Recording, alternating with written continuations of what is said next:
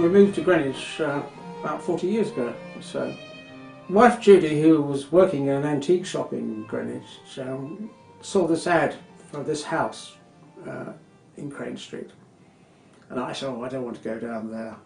But she said, well, I've made an appointment. We're going to have a look at the house. And down we came. And through the house you could see the deck and the river.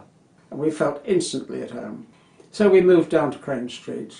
And the top floor has an extraordinary panoramic view right along the river. And at the moment I've been doing a set of drawings trying to illustrate how Greenwich is at the very hub of this massive redevelopment.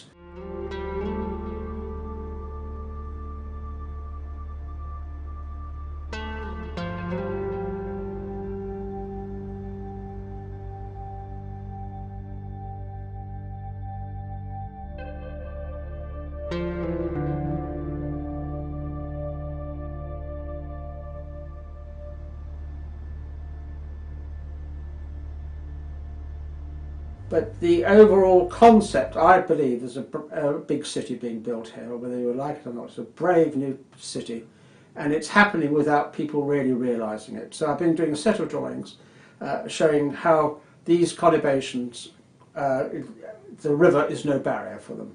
When I was first invited to look at Canary Wharf, I went into the Royal Institute of Chartered Surveyors to see where Canary Wharf was. Nobody knew where Canary Wharf was in those early days.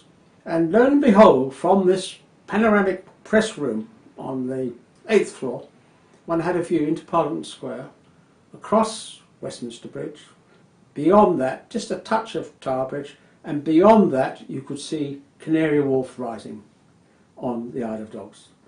And that was the first time that Londoners realised what was happening. And I suddenly realised the intent of these developers. They really had taken a great gamble. And so, little by little, the development struggled together. But of course, the biggest trouble was access. There was no Jubilee line then, and the road pattern was ridiculous. Nothing had been evolved. But there was one guy, a chap called Reg Ward, who was the first chief executive of the London Dockland Development Corporation, who I got to know later on in life. And he's the man who led the design of the Docklands Light Railway, winding its way through the docks and over the docks. He had the courage to build this light railway, and that was the seeds of the growth. Of course, what with the fast ferries, the Docklands Light Rail and the Jubilee Line and now Crossrail, these natural barriers are disappearing. And the whole river is a spectacle beyond belief.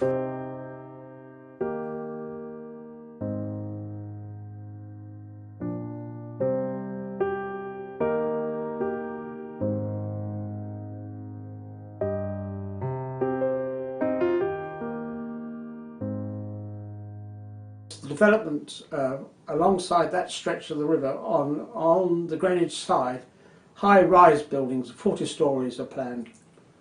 And I've been trying to visualise how that would be, how that would look from Greenwich. Greenwich used to be full of ferries and so forth, but now we have the fast ferries. I call them the fast ferries. It's the catamaran ferries. They keep on changing their branding names, but they provide a link from Canary Wharf and the O2 into central London, because many people use them as a commuter access, and they commute up to the West End, say Westminster, or the city.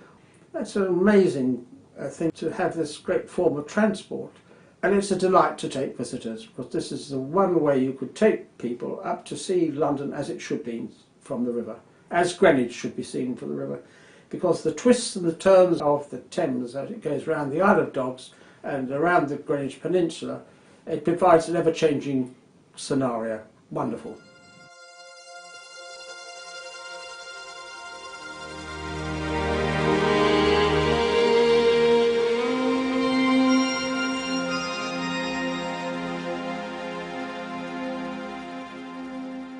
We've got the tall ships came up the river. I couldn't believe it. I actually personally, and with other friends, have been proposing the tall ships should come up the River Thames and believe it or not, at my age of life, guess what's happened? The tall ships are coming in abundance.